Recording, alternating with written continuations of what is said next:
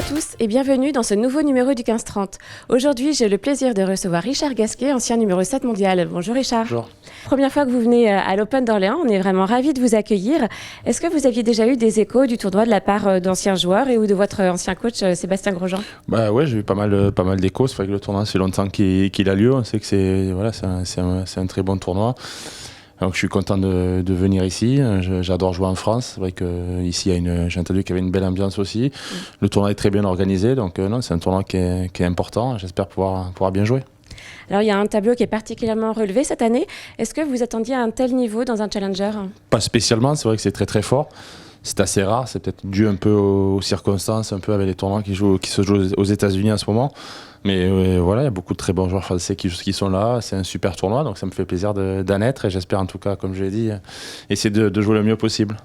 Alors la relève du tennis est également présente. Que pensez-vous de ces jeunes joueurs? Il y a beaucoup de très, très bons joueurs. En tout cas, le plus important pour moi, c'est les joueurs français. C'est vrai qu'à l'étranger, il y en a aussi qui jouent très bien. Mais ce qui nous importe surtout, c'est les Français. Donc il y a une génération qui a bien joué en junior. J'espère que ça va continuer et qu'ils vont pouvoir arriver le plus haut possible. Alors vous avez débuté le tennis à 4 ans et vous avez été révélé très tôt. En 2002, vous étiez numéro 1 mondial junior. Vous avez remporté aussi Roland-Garros et puis l'US Open en junior. À quel moment est-ce que vous avez su que vous vouliez devenir joueur de tennis professionnel? C'est assez jeune, quoi. J'ai bien joué jeune, surtout sur l'ATP. Parce que bon, les juniors, ça reste anecdotique quand même. C'est pas le vrai circuit. Ça commence surtout après les juniors quand tu rentres chez les professionnels. Mais non, je l'ai su assez jeune, à 16 ans. Déjà, j'avais bien joué à Monaco, donc je savais quand même que voilà, j'avais tout pour réussir. Et ça a été le cas, et c'était pour moi une belle carrière.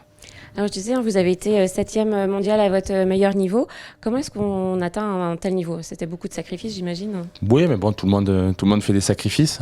Tout le monde en fait. Après, il y en a qui arrivent forcément plus haut que d'autres. Ça a été un beau classement. C'est vrai qu'il n'y a pas énormément de joueurs qui sont arrivés dans les 10 premiers, mais oui, je suis fier d'avoir réussi à le faire parce que c'est un classement quand même qui était haut. Voilà, j'ai fait le maximum en tout cas depuis le début de ma carrière pour être le meilleur possible. Est-ce que le mental, ça compte aussi beaucoup? Il n'y a pas que le côté sportif? Le sport, évidemment, oui. Le mental, le physique, le tennis, c'est complet. Il y a beaucoup de choses qui rentrent en compte. Alors vous êtes le recordman français en nombre de matchs gagnés sur le circuit de ATP avec plus de 500 victoires. Vous êtes fier de ce parcours justement? Oui, ça fait longtemps que je joue. J'ai commencé jeune, j'ai joué beaucoup de matchs. Donc oui, c'est vrai que c'est important pour moi d'avoir réussi à gagner autant de matchs, quoi. Vous avez remporté la Coupe Davis en 2017 et également la médaille de bronze au JO de Londres en double en 2012 avec Julien Benneteau. Est-ce que vous préférez jouer pour vous ou en équipe en représentant votre pays? La Coupe Davis, c'était fabuleux. C'est clair que c'était une compétition qui était à part.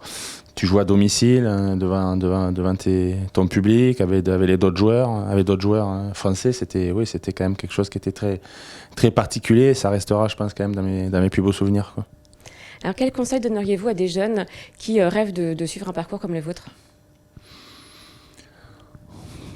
De penser qu'à ça, quoi. Voilà, tu dois manger, dormir tennis, quoi, et être passionné de ce sport. Tu sais que tu vas souffrir, c'est difficile, mais voilà, avec la passion et le courage et l'envie, on peut monter très haut, quoi. Quels sont vos objectifs de fin de saison et puis pour la saison prochaine? Faire le maximum sur tous les tournois.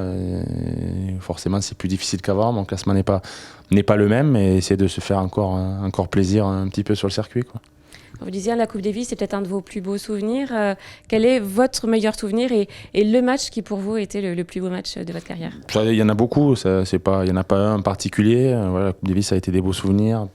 Des 2000 Grand Chelem aussi, les tournois que j'ai pu gagner. Mais voilà, globalement, c'est surtout les 20 années que j'ai fait sur le circuit. C'est vrai que j'aurais jamais pensé jouer autant de temps. Donc voilà, ça englobe un peu le reste. Merci beaucoup, Richard. Merci. Et voilà, c'était notre dernier 15-30 de la saison. Nous espérons que vous avez pris autant de plaisir que nous à découvrir nos invités. D'ailleurs, nous les remercions chaleureusement d'avoir accepté notre invitation. Merci à vous de nous avoir suivis. Et puis moi, je tiens à remercier chaleureusement toute l'équipe d'IOA Productions pour la production et à la réalisation du 15-30. Un grand merci à vous et puis à l'année prochaine. Au revoir.